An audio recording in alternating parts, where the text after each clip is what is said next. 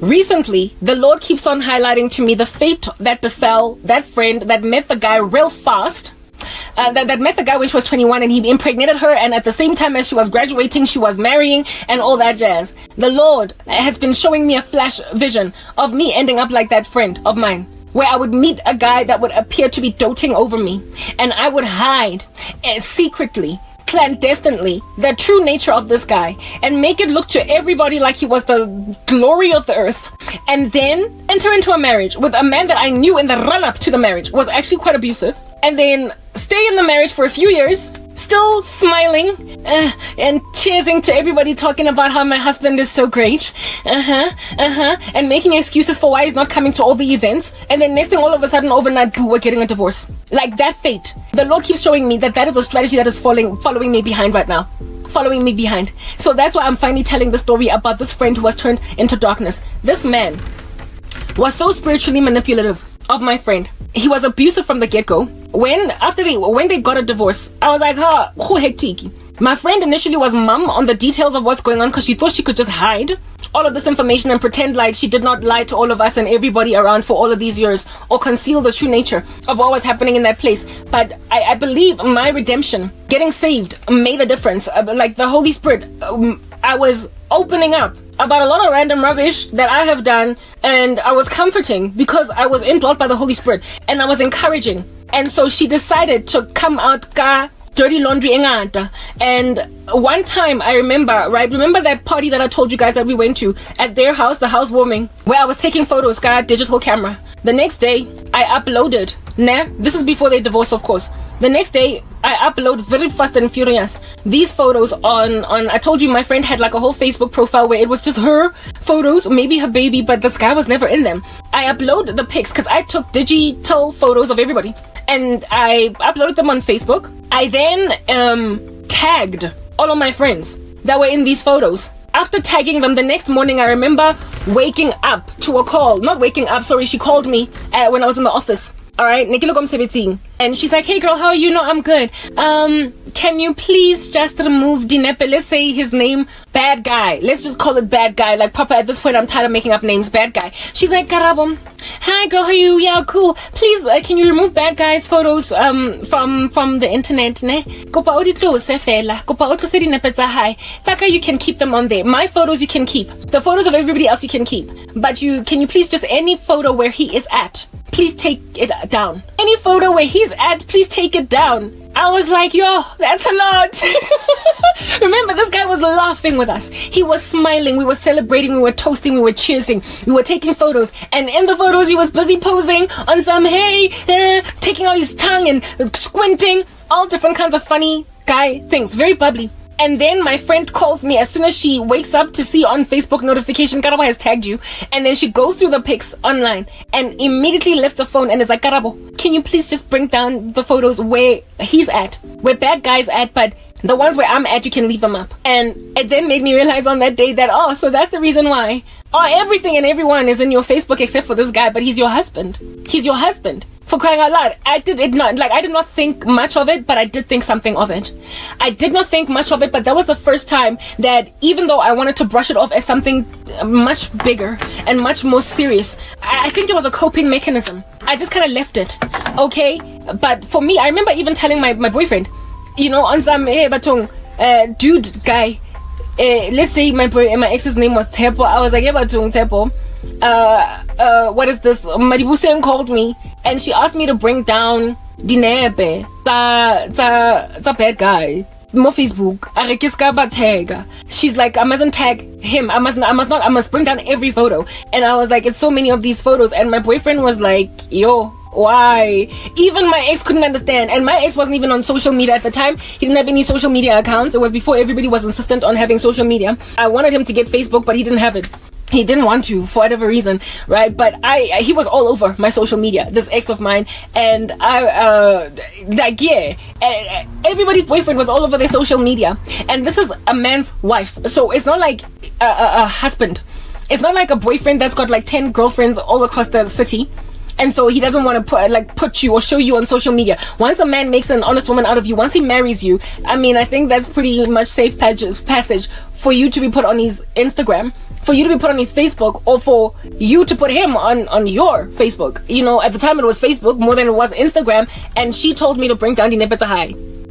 I did that because, you know, honor, you know, no need to disrespect anybody, but it kept me thinking. And in about a year from that date, that's when I personally, in and of myself, got out of the relationship with my ex, blah, blah, I got born again, blah, blah, yeah. And then when I got, after getting saved, that's when my friend and I started talking deeper about her divorce.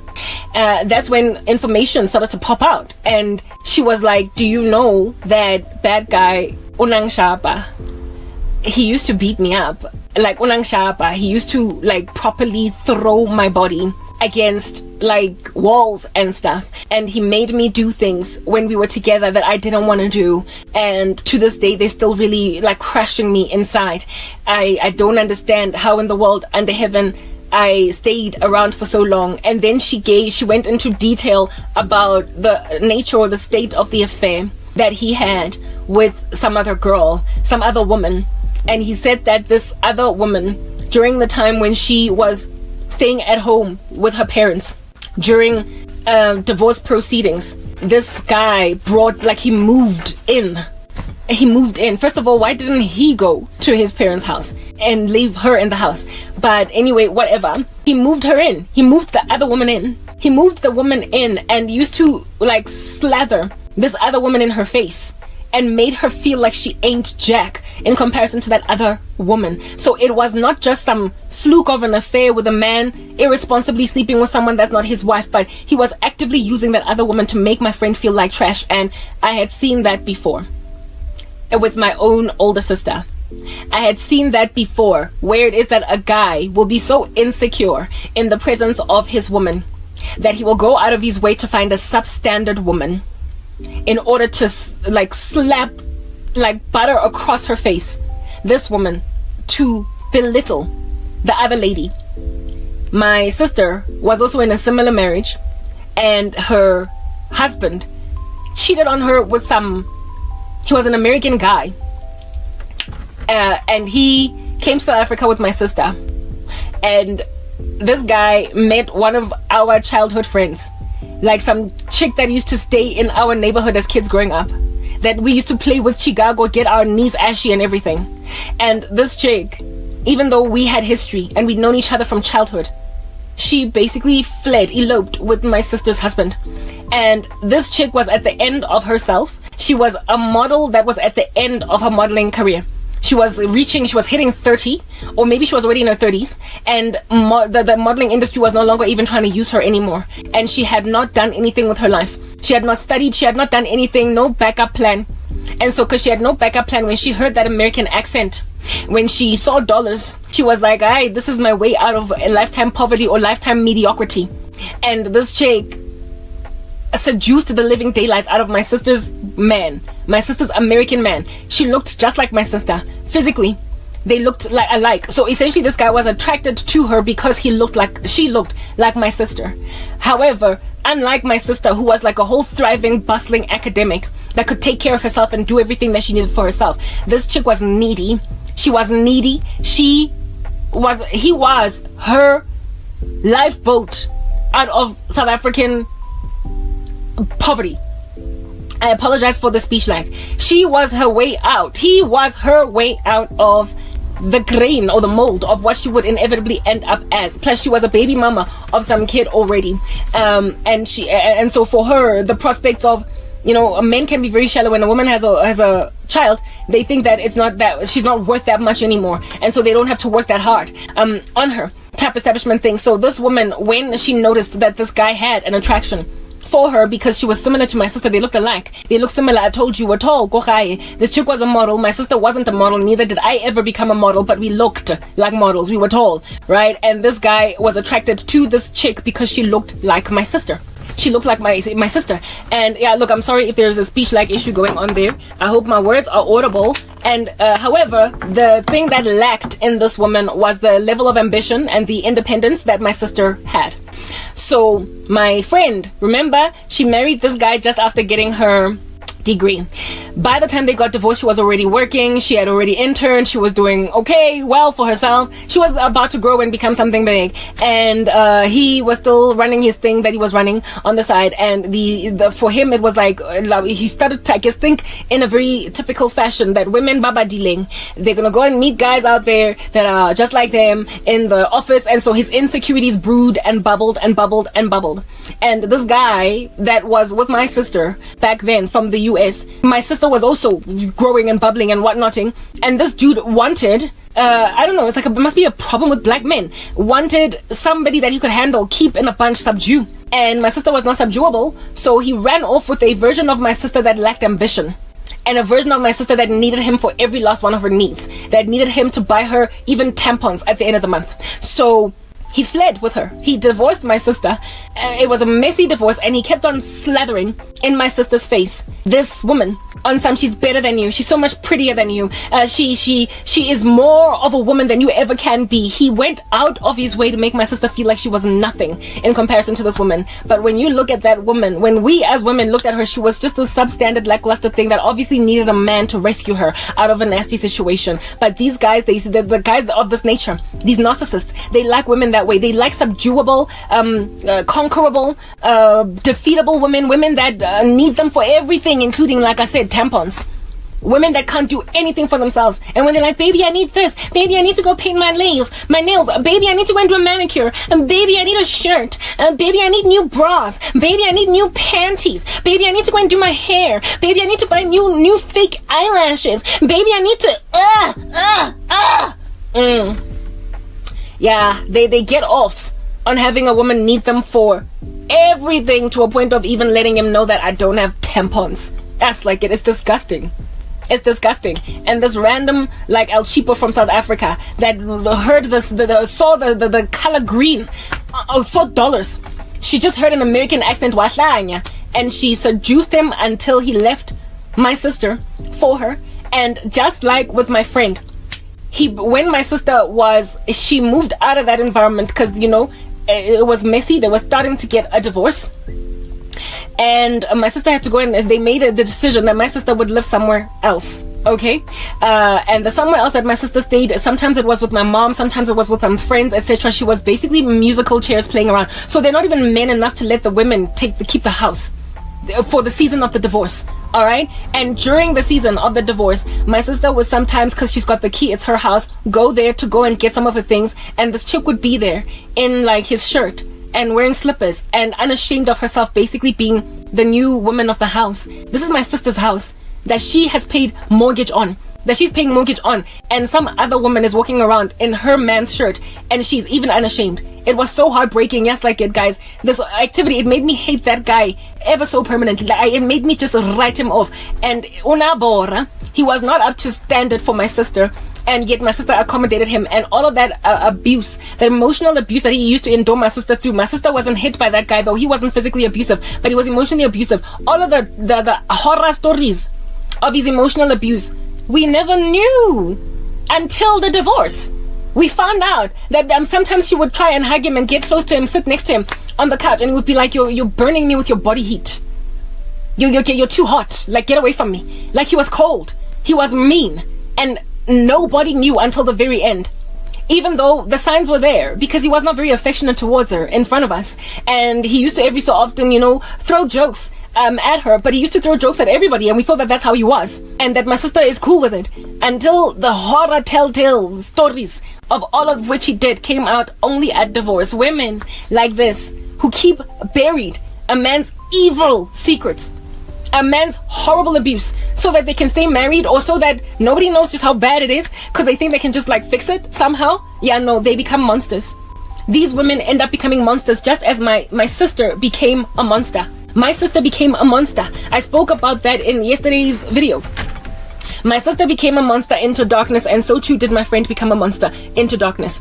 Because of these men. They ruin women. And these women, the signs are always there. And they always marry them real fast, real quick, out of convenience or whatever. And that's what happened with my sister too. She married this guy, like, This guy azange wakhipha ilobola.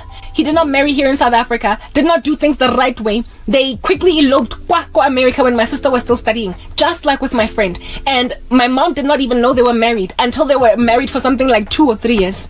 So my mom was very upset, very disappointed, and all that jazz. But what can we do? And my sister, when like women that are entered into relationships like that, usually it's an agreement with a man, right? For the two of them, to do it real quick, without parents' knowledge, without parents' understanding, and no matter what the parents say. Like with my friend, the parents were like, no, you guys cannot get married before she's out of school. And this guy was like, okay, fine, I'll honor what the parents are saying there, but they can't block me impregnating her. So he convinced my friend to fall pregnant. Like, when a woman is like, no, but I feel like I'm still too young. I want to first work my first job. I want to first, be a little bit, give a sharp. And then there's the emotional abuse where he is like, King, why, Vel? Are you telling me that you don't want to be my baby mama? Or you don't want to have my child? King, what is it? We're going to have them most eventually. I want to be a dad. And like, when a man pressurizes you into finally falling pregnant, and then she's like, okay, fine, I guess we've got the financial means to be able to take care of a baby. We'll find a workaround. And then next thing, a person is pregnant before they're ready.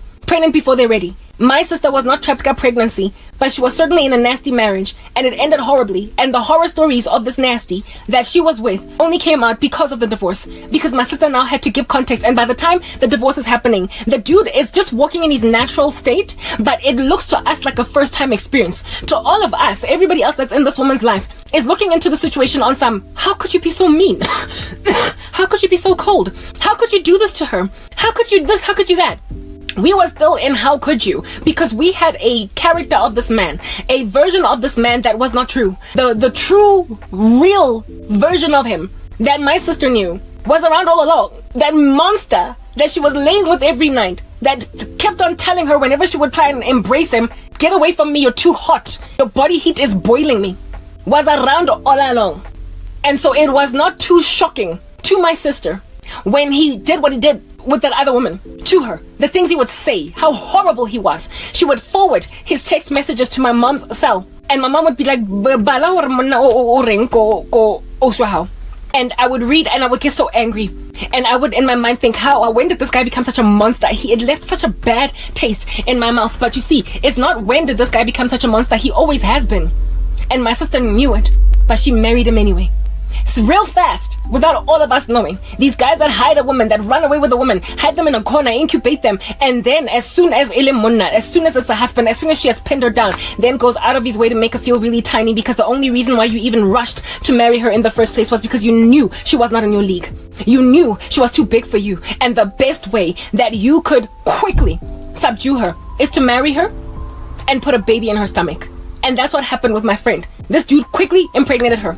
Wanted to marry her fast, but the parents were like, no, wait for our daughter to graduate. On the day of the graduation, she was pregnant.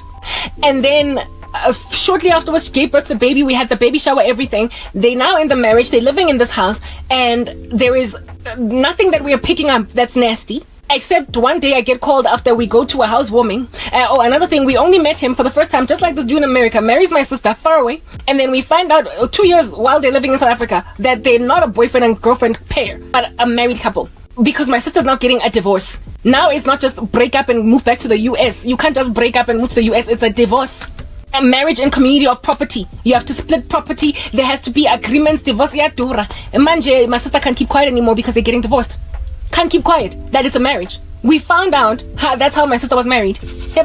No lobola, no African customs, nothing. Yeah. But anyway, this guy, this friend of ours, she is in this marriage. Next thing she sends me, she calls me, tells me bring down photos, and that's when I was like, talk to my boyfriend. And I'm like, boyfriend, my friend called me and said that I must bring down Tomb. What's up with that? Both of us scratching our heads, because none of us ever would have suspected that guy was abusive. Ever would have suspected that he was abusive. Ever. Until divorce manje yayenzakala, and at divorce all of us need a defibrillator to get out from shock. All of us can't believe this nonsense of a human being. We can't believe that he's been such a monster, because none of us saw it. Because this woman spent the entire relationship protecting a beast, even before they got married, even when she could get out. And what did that in my sister to end up chata masisha ganjena without telling us? What did that in this woman?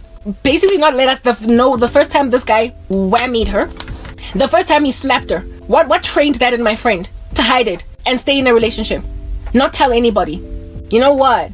Allowing yourself to grow up in an ecosystem where you are always going to parties and everybody's always getting slapped in the hood. Every girl is always getting beaten by some guy. Everybody's always whatever. And so as women, you think this is normal. As women, you think this is normal. As women, you think when a guy says when a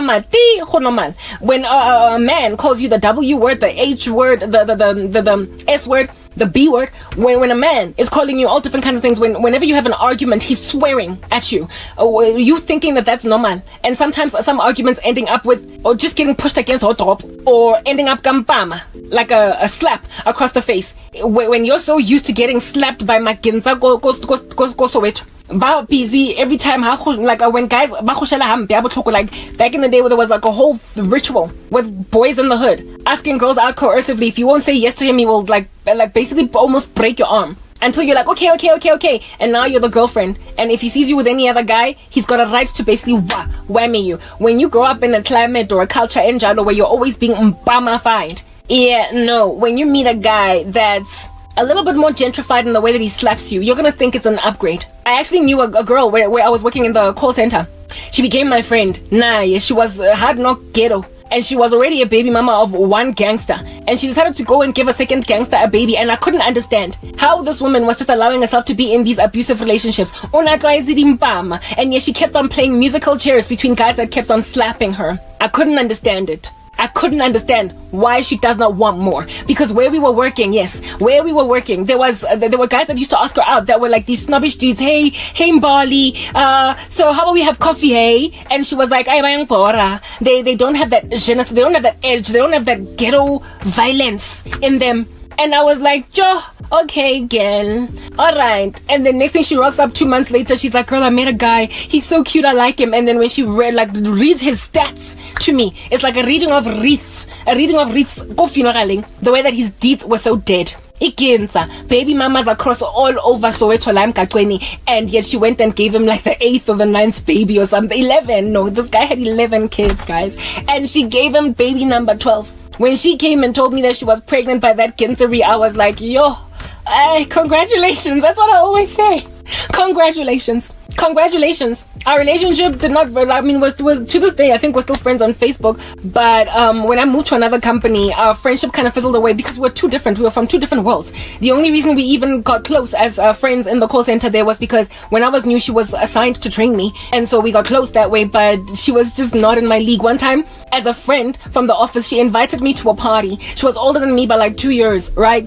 So I could have been at that time like 20, 21, and she was like 23, right? One of the first jobs that I've ever had in my life after the learnership Yako Liberty life. And this cheeky invites me to a party, and I'm thinking, we're just gonna have fun. I had partied in Soweto before. You know, we used to hang out and date guys Bako Rockville and Lamine and that whole area. So I did not expect anything out of, even like I told you, that those guys that we used to date in and of themselves was somewhat kind of gentrified, really snobble type thing. The passions at the hectic, mohutumpanang, the kushashe are spinning on the spot. We didn't do that. So when this chick invited me to a party in the hood, I thought it was just one of those that I'd been to in the past. And so I go. Yo, guys. Yes, like, there's the guy you could tell. Like, one guy walked past us in this party, where there's like, we're standing by the DJ, the music is like rolling and rolling and rolling, and behind him was a gun. Like, there was a gun in his like belt. I was like, hey, yes, like it. I was clenching my friend, like I was standing next to her, like I could not wait to leave because I was scared that what if one of the guys with a gun in his belt asks me out and I don't want to date him? What's gonna happen to me? I didn't have a car. She used to drive a Mini Cooper. So, I mean, she was the one that was dropping me off at home. I could not go home fast enough. Do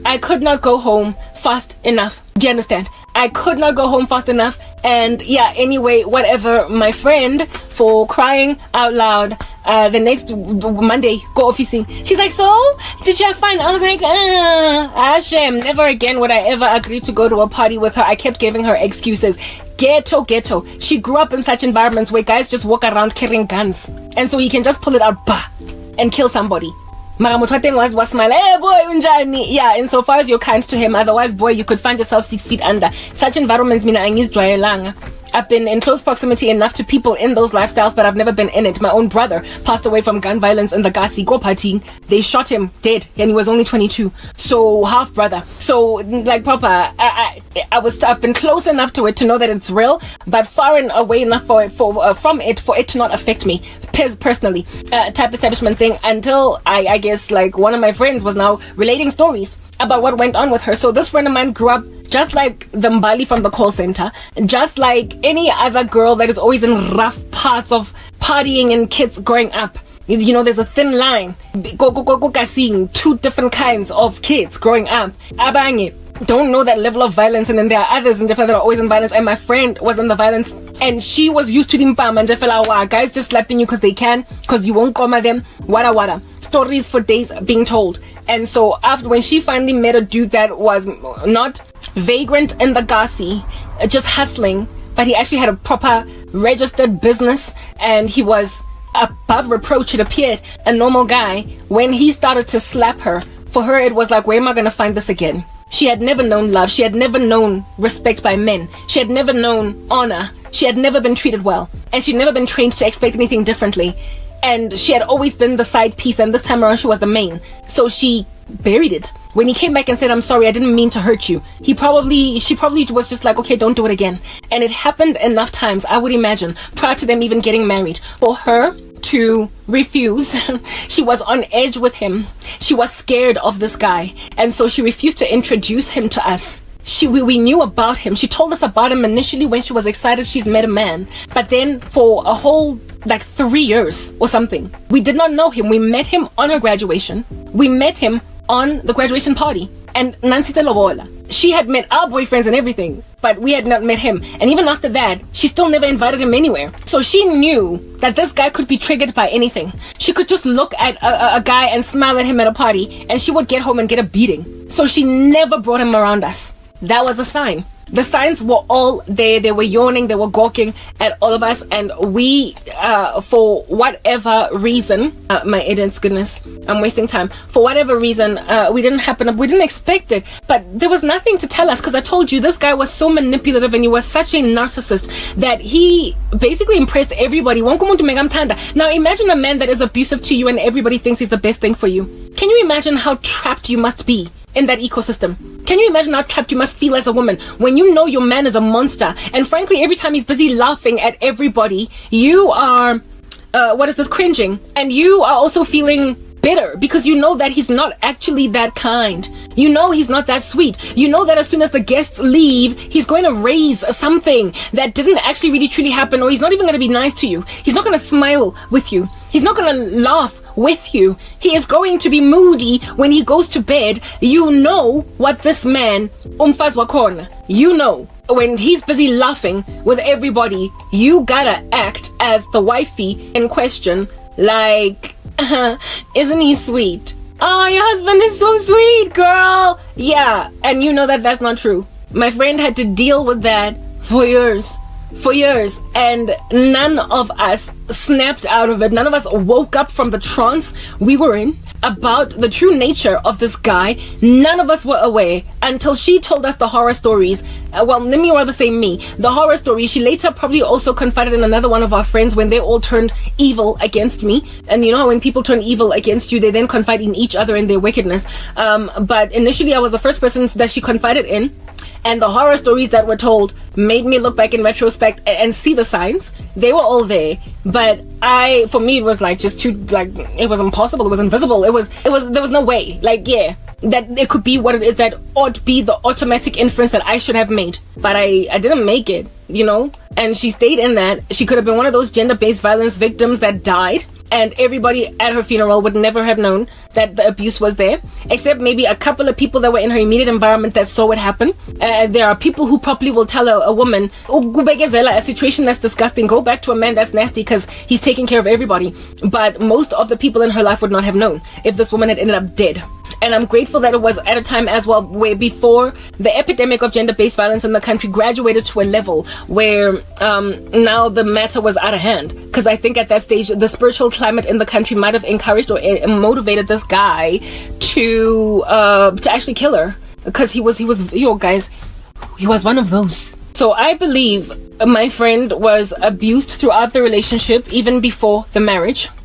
I believe this guy coerced her into falling pregnant. He's emotionally manipulated her, and she capitulated. And as soon as she gave birth to their child, and there was only one that walked up in the equation, he felt like he didn't have to work so hard anymore. However, his insecurities never really left, and so he made a decision to go and flail and dangle a substandard, lesser, lackluster woman in her grill and make her look like she's great. And according to my friend, during the time when they were busy getting a divorce, he's the one that stayed in the house while she was staying at her parents'. And I mean, goodness gracious, he owned the business that he had was in Soweto. So we had a greater incentive to move back to his mama's house because his business was closer. Whereas my friend worked in Sandton, and where it is that she was staying was closer to Sandton.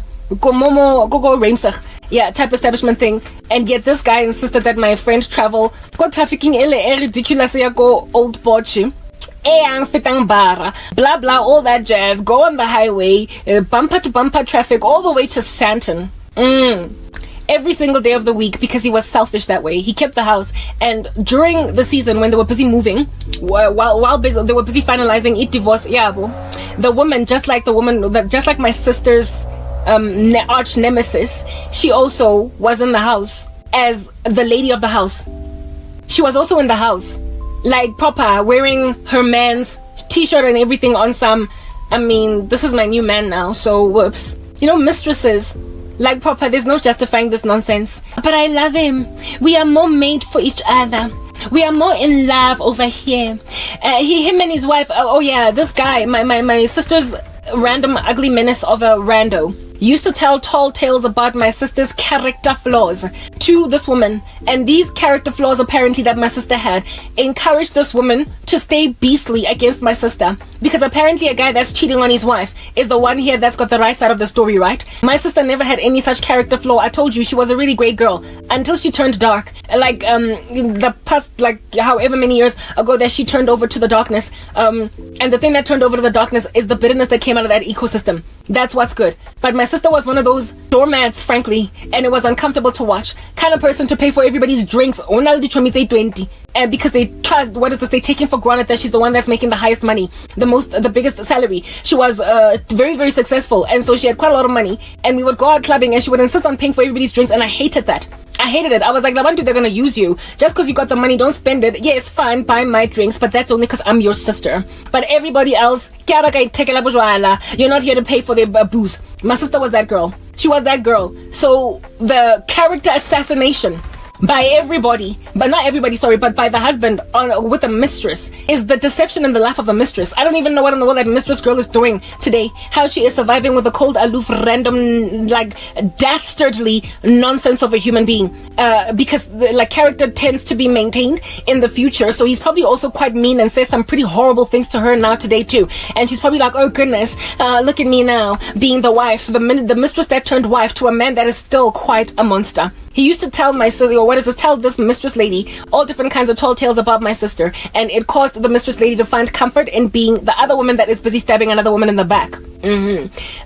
This guy as well, my former friend, probably also told this woman tall tales about his soon-to-be ex-wife, justifying sitting around in a woman's home that she's paying mortgage in, having sex with her husband while she is living thing as a teenager, traveling all the way to Sandton from Soweto while you comfortably lay in a bed that some other woman probably purchased. Like mistresses, there's never an excuse. There literally is never an excuse, and a lot of these guys will tell you all different kinds of reasons as to why it is that you're better and you're going to be better treated than how it is that they treated another woman. Like this dude from the US, how he used to talk about his ex-wife. He was always reviling her name. Always reviling her. And he spoke about her as this like irresponsible. He used to say that I don't know how in the world any man can think that he can turn a whore into a housewife. Like he said that. Like when a man speaks like that about it, that should have been the first alarm bell. He was like, I don't know how in the world any man can ever think he can ever turn a whore into a housewife. Is that not some of the most misogynistic nonsense you've ever heard? And yet I sat it out. I was sitting there thinking, no, he was dating a woman that was all over the show. He said that his ex-wife, the reason why she even became an ex, is because during the time when he was in prison, was because she went and had 2 different babies by 2 different baby daddies. Except I told you, America set this guy free, didn't it? This random menace was set free because of coronavirus. And so because of coronavirus, he got out of prison early. He was paroled early. He was not supposed to get out. This man was supposed to serve a much longer sentence. And the woman that he married was happily married to him, about to go and give him a whole bunch of babies in the future. And then he decided to send himself to prison. He decided to irresponsibly get himself in prison. He was arrested twice in that marriage. And the first time, he went to prison for 2 years. And this woman was there, ride or die by him, Amupesuka, visiting him in prison, bringing his daughter along to go and see dad. And she was not even the baby mama of that kid. She was the step mom. Because he married twice, I told you. And the kid belonged to the first wife. And yet this woman was taken care of and living with another woman's child, raising her because the first wife was happy that this kid should grow up with the dad, new wife. Custody was given to the guy. And when he went to prison, she did not ship this child away. She did not send the kid away. She kept raising her as her own child. So that is the character of this woman. I should have just picked it up. And then she would, Besuka, go and see him. She stayed faithful. And then he got out of prison. And the reason why he even went in prison in the first place was because of this woman. He beat her up. And he low-key confessed this. He said that one time he ripped her wig off her head, and on the same night, because she came back from some party and some dude dropped her off. And so he got all violent with her. And she then went on right here to report it to the police and then tried to drop the charges. But by then, there were already other things that the police were looking for him for. And so he found himself going to prison for 2 years for some other thing. However, this woman had already dropped the charges of domestic violence against her. Like, why in the world this did not raise red flags? Like, I bet y'all are listening to me on some kind of, well, how did you end up with that? Yeah, I did. For like 5 seconds. He then went to prison for 2 years, and she wrote it out, feeling guilty for the fact that she's the one that brought the eyes of the police on him by simply going and reporting a case of domestic violence on him. And so she set it out and raised the daughter another 2 years, kept on going to go vagashela him, Besuk, in prison. He got out of prison, and he was not supposed to do better. And then he ended up entering into an altercation where he nearly killed a man. And that then sent him to prison for attempted murder. The man of which that he nearly killed, he claims he was busy charging him. And he was busy afflicting him. And it was his mom's, his mother's husband. And this man kept on saying to him over and over again, I'm gonna kill you, I'm gonna kill you, I'm gonna kill you, I'm gonna kill you. And then one day the man charged him, and then he wielded a knife and rather stabbed this man. And kept on stabbing him, but then made a decision to stop stabbing because he said that the Holy Spirit told him to stop. The man lived to tell the tale, but he went to prison for attempted murder. And he said that they wanted to first give him life, but he fought it. I don't know what sentence they did give him, but it certainly does not make sense to give a man for attempted murder just like 7 years or 5 years or whatever. So he basically lost his 30s. He lost most of his 30s in prison. And the second time when he went to prison, the woman was like, what in the world? We were trying to make it work. We were planning to have a family. We were going to add to this family from your daughter. We were going to, I was your wife, for crying out loud. And then you went and sent yourself back to prison. And this time around, what do you want me to do? I am a woman this man is a 1980 baby. So I wouldn't be surprised if that woman is my age. 1984, maybe 85, 86.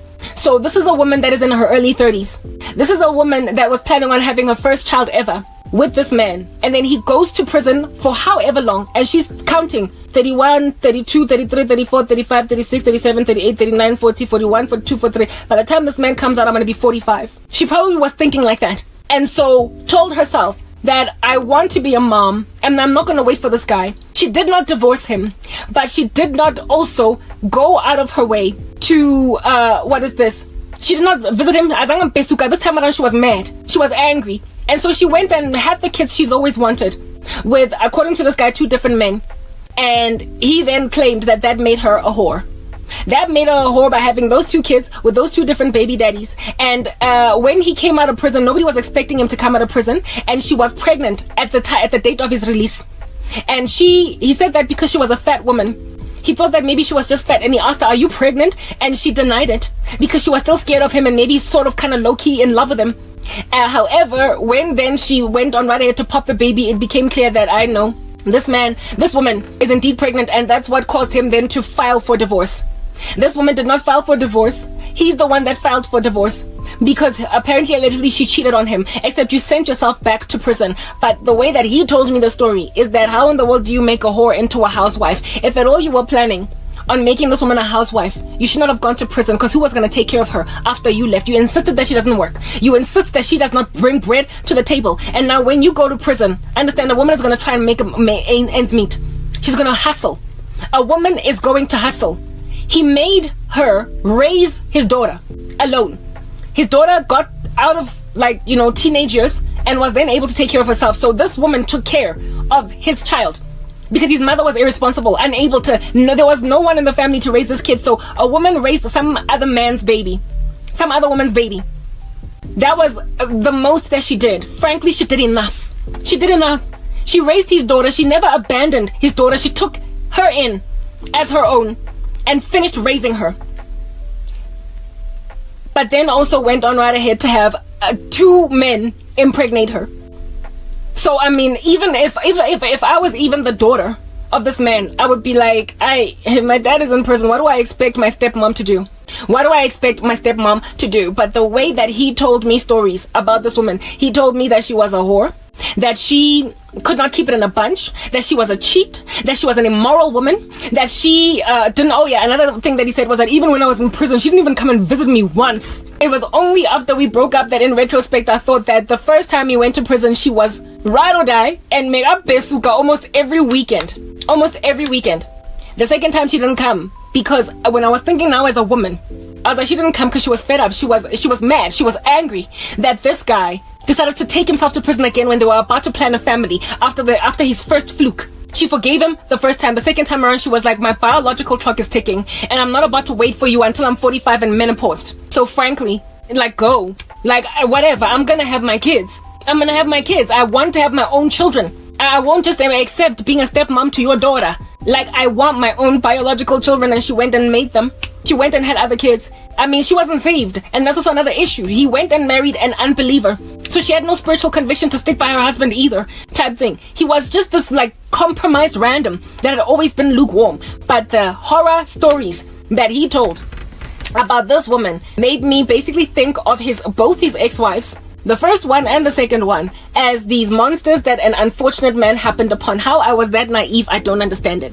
I guess a season of Korobela, where you're dizzy over a man's spells, will mess you up. And also when you are so poverty-stricken and so hurting and need anybody at all to tell you they love you, you will take nonsense in your stride until you snap out of it. So mistresses, you keep on getting told lies by men that are monsters and that will give you a side of a woman that is not even true just to justify their end, but you ultimately learn the hard way. You ultimately find out, mistresses, that this guy was a beast. Just in the same way that I learned that his ex-wife was, when I thought like a woman, I realized that that woman did what any other worldly woman that does not know Jesus would have done. When a man decides to go to prison for so many years, while you are in your childbearing years, would you wait for him to get out? Especially considering he keeps taking himself back. Would you wait for him to get out? Or would you go and right ahead and do what a woman gotta do? This woman was scared of this man, so scared of him, that she did not even ask for a divorce so she can go and marry in peace. She did not do anything. She just left him to rot in prison. And then America, the state of California, made a decision to set prisoners free. And so she was even scared when she was pregnant to let him know. And she said, no, I'm not pregnant. I'm just fat. But she was pregnant. She was pregnant. So, I mean, really, frankly, she was better off. She was better off, and here it is like Karabo would have gone and married that monster that would have, because he never really stopped doing crime, he would have then also made out of me a woman that pesukas in prison. What in the world? Karabo, Mina, the snob, yeah. Mina senyo pesuka manja, amen, ko Sun City. He Lord send a Mandy banana di orange di perakisi because he would have moved to South Africa. So he would have found himself in a South African penitentiary, and I would have literally gone yo pesuka trying to justify this nonsense. Proper, how do you look at God after that? After he allows you to end up in that mess as an apparent Christian. Well, that's just the glory of Christianity. That's just the glory of actually truly belonging to Jesus. He rescues you from ending up in a situation like that insofar as you consecrate yourself to him and you pray. This guy did not stand a chance because I was prayerful. And even though I allowed myself to be dumb, sneezing from the hallucinogens of occult drugs, I was rescued, Psalm 91, from the foulest snare and the deadly pestilence. I was rescued. And only once I was out of that was it like an aha moment that Lomuntu Lona, he spoke sweet nothings to me and bad-mouthed a woman, because that's what all men that cheat on women, that mistreat women do. That's how women find themselves being mistresses of married men. Men who go on right ahead and revile the name of his wife so that the side piece, the mistress, can feel good about hurting another woman. So really and truly, the chicken, I can see why listener alert, people, wow, just like going on your foreheads, like perpetually, when a guy is busy telling you tall tales, because proper, or a man that's divorced twice, so this guy wanna divorce day two. How in the world you be getting divorced twice? I ignored my own spiritual convictions, but you see, that guy was an infiltration by my ex-boyfriend. Like my ex wanted me to end up dating so horribly that any man that would come after him would basically pale in comparison to him. My ex, na lawyer, he was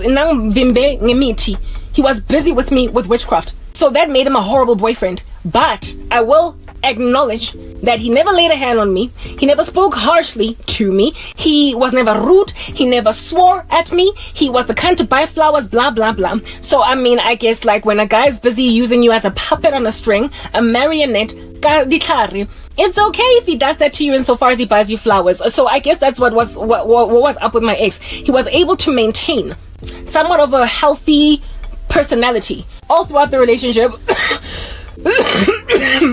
Gross. But then he ended up manifesting demons when I was busy getting called by God. He manifested demons when I was getting called by God to get renewed, when I was getting saved. He all of a sudden couldn't handle my company, so he became somewhat low-key rude towards the end, but never so rude that he would ever swear at me, use all different kinds of things. He still maintained somewhat of his original personality, but with a rude edge type establishment, but the rudeness of which was nothing in comparison to what I was endured under by this random animal from the US, and also some other dude that I dated briefly when I was working at MTN. Only 2 guys I've been with in this entire time, ever since breaking up with that guy. So essentially his witchcraft has been in operation, in the sense that every guy that does pursue me, and very hotly, is the very kind of guy that he wanted me to end up with, so that I would ever think it did not get better than him. Yeah, that was my ex's whole strategy, and now it has come back to bite him in the behind. It is backfiring because I stayed single and I never ended up with a monster, and every monster that's come through, God has swept them out of the way, so now he's trying to kill me. Death spells. He's graduated to new heights. There was a lot of bitterness going on over there, and now I have an understanding that there is an insistence that I should end up with the kind of husband that my friend had, that Madibu Singh had. Kind of guy that I will protect, because when I was with this dude, I could not even fathom how in the world I would come on my YouTube channel and explain the kind of man that is my fiance. I wanted to conceal some of his details. I didn't want people to know that he was from prison. I didn't want people to know that he's got 2 ex-wives. I did not want people to know about his kids, especially the one that he's not taking care of. And the Lord later let me know that he's got others that he had not told me about. I wanted to protect his true nature in order to justify having a man around that I'm claiming is really doting and loves me. I wanted to only indicate or highlight the portion where he rescued me, he protected me, he took me out of sorrow and squalor. When my family was treating me like rubbish, he rescued me from that tyranny. Yeah, I wanted to just put that out there as my testimony. But would I have not ended up just like Prophet Lovi's wife, marrying a dude that's been married before, and one that's got such a dark, like true actual life, that I've got to spend all of my life snuffing out fires, that I've got to spend the true nature of our marriage hiding the truth about my husband until I get a divorce. And then only at divorce people are like, oh, Karams, I didn't know you went through that. Oh my goodness, you know these guys, they're such trash. Like my friend, coming out with all of the dirty nastiness only once divorce has happened. But by then, she is so scarred and she is so afflicted that even when she wants to look to Jesus, she can't help but be embittered by the observation of friends around her that are still going to grab the future that she lost, the future that she put a dent in, do you understand, in romance type thing. My friend initially was happy to fellowship with me in Christ because I wanted her to find healing from what she had gone through in Jesus. But it got to a point where she couldn't stand my optimism. She couldn't stand my optimism because I had yet to ruin my life. Remember when I told you guys about the cousin of mine that had fell pregnant in high school, and the baby daddy was a gangster, and how it is that women like this, a lot of times when they, because of the mistakes they make as young as they make them, the rest of their girls still have a clean shot at a future. And because they still have a clean shot, they get very jealous, they get embittered, and then they become spiritually manipulative. They then start to slap all of their girls with witchcraft. That's what happened with this friend of mine. She got to a point where even though she wanted to turn to Jesus, she wanted to listen to the Holy Spirit, the devil took her, basically sat in her heart with jealousy. Like with Cain, the Lord said to him, Cain, Satan is crouching at your door, sin is crouching at your door, and its desire is to have you or consume you, but you must defeat it, you must conquer it. So sin was crouching at her door, and God told her, of course she was convicted because she was fellowshipping with me in Christ. And the Lord was telling her, however, when jealous feelings were spurring up in her, that the devil is tempting you, that Satan is putting jealous feelings in your heart. Satan is making you look at what you think is your shattered life, and is then causing you to look at what you think is still the clean slate that all your friends have. And he wants to make you turn to witchcraft. He wants to make you turn to spiritual manipulation to hurt your girls, but you must conquer it. Sin is crouching at your door, and its desire is to have you, but you must conquer it. My friend didn't conquer it. She didn't conquer it. I wouldn't be surprised if my other friend, the best friend, ended up falling pregnant because she also wanted to leave a nasty guy. However, she wasn't married to him. All of us had walked out. Well, I had walked out successfully from a bad relationship. I was truly saved in Christ, but I was trying to get my girls to get out from Milo that were being lit around them. And I was successfully reading in my best friend. I was successfully reading in this other friend of mine, right? I was successfully reeling them in. And at the same time, they both went hostile on me. And at the same time that I got dreams about this one, all that married the nasty guy, basically mistreating me in like some environment, I kept getting a flood of dreams about her. At the same time I started getting these dreams, this other girl fell pregnant. This other friend of mine fell pregnant by the same guy that she was trying to leave. So whatever she did to me did not work because I was saved. But my other girl was straddling the fence. She was also interested in the things of God, but she would go after being convicted about sexual sin and fornicate with her boyfriend. This guy was able to successfully reel her in because she never truly surrendered to Jesus. And so the tsunami took her. And the witchcraft of this other friend, I believe, took my friend away, because highly unlikely when you are dealing with a woman that embittered by a man, is she then going to target just one woman?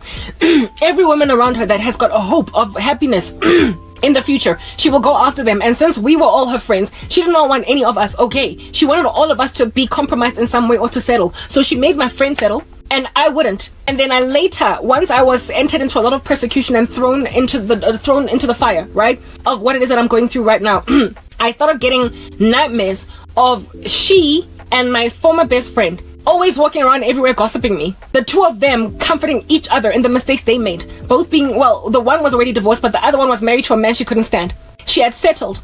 And this friend of mine that was married to the man that she couldn't stand, that had settled, right, that had fallen pregnant all of a sudden, even though we were convicted of sexual sin to stop fornicating. And she was also on the pill. So how in the world did you fall pregnant? A guy convinced you, somehow managed to lure you in trance-like witchcraft. This friend of mine, my best friend, then came against me.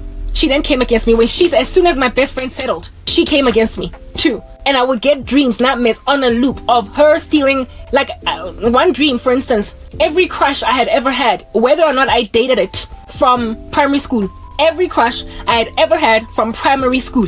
In this dream, I would meet these guys, and start to walk towards them on some hi Spasiso, hi Paul, hi Temple, hi whatever. And she would, before I would so much as get close to any of them, she would stand in front of me and start flirting with every guy.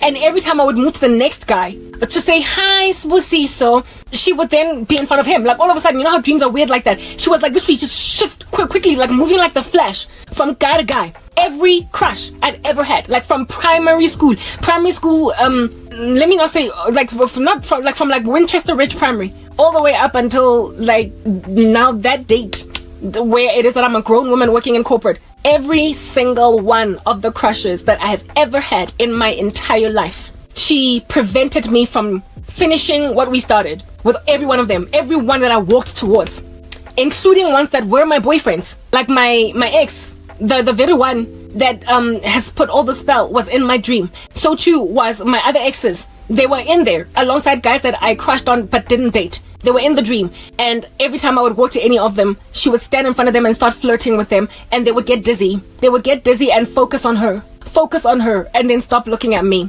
And the one that hurt the most was the crush that I had at the time, because there was a guy that I was looking at, that we were busy. I was flirting with him. I thought he was Christian, and he was working at MTN, and the two of us had a lot of chemistry. And in my dream, she also prospered to steal him away. And this guy, I had more dreams about him, where it is that this time around she didn't just steal him away, but she actually was having a whole steamy romping session with him in front of me. She was having sex with him. I should have known from that dream that that guy wasn't saved. I should have also known from that dream that my friend was bewitching me, but I would only learn much later what my spiritual gifting. Only once I lost everything was I able to interpret my dreams, because I did not imagine it was witchcraft that I was seeing. So I would write it off and wonder, why is my bestie standing, like, having sex with the guy that I am currently feeling like big time.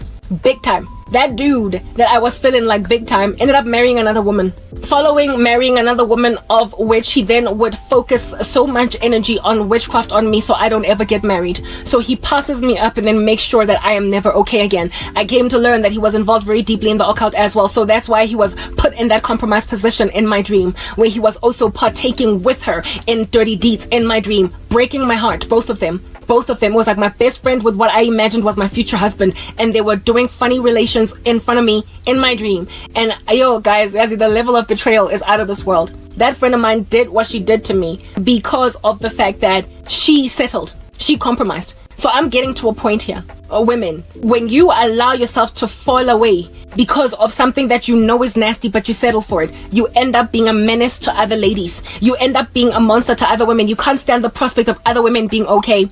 This friend helped my ex get what he wanted. These friends of mine, they helped my ex-boyfriend get what he wanted. They all together participated in the mutiny against my life. My ex didn't want me to be happy again. After I rejected him, he sent me a lot of korobela, a lot of bring back lost lover. And in one of the dreams, I was even pregnant with his child, not wanting the baby, not wanting him, because of the fact that I didn't want to be with him. And I resisted. I was already in Christ at that time. After the bring back lost lover, he gave up because he saw that I was not responding appropriately to it. I was not coming back to him. So he then changed his witchcraft to, fine, you don't want to be with me, but you're never going to be happy. You are going to be with a guy that is substandard to me, and you will always miss me. You will always miss how good I was to you. You will always miss everything that I did, everything that I am. No man will ever compare. So essentially his witchcraft made sure that it drew only nasty men to me, and that can account for why the guy from MTN approached me. Right, there was a dude from MTN that I dated briefly that was a devil worshipper. I thought he was a Christian, and he slapped me with witchcraft. If anything, he lured me into his life with korobela. That was the first relationship I ever got into in Christ. It was only 2 years into my redemption. It ended within 2 months. The rest of the time I was single until about 1.5 to 2 years ago, where I met the guy from the US, and that's the second guy that I've ever been with in this entire time. And that relationship lasted like 3 weeks to a month. And both relationships never went far at all, because as soon as the weapons of my ex were darted in my direction, God snuffed them out. He snuffed them out. So I've been single the entire time, except for 2 times, and both relationships did not even last more than 2 months. One was 1 month, under a month, the other was under 2 months. And the first relationship, I nearly fell into sexual sin because the guy was in close proximity to me. But the second one from the US, that could not happen because he was far away. However, the guy was so sexually perverse that he used to sex talk me. He used to sex talk me. Like, I would tell him, you're stumbling me, but he would keep on telling me what it is that he wants to do with my body and all that jazz. And that for me was like, what's going on? Like, why does this guy not have conviction that this is not okay? And I ended up somewhat capitulating one time And that's when God severed things. Also, like, God always just cuts things. It's always these sexually perverse guys that come my way that are nothing in comparison to my ex-boyfriend. They're nothing. Like, they pale in comparison to my ex. Let's move to the next part.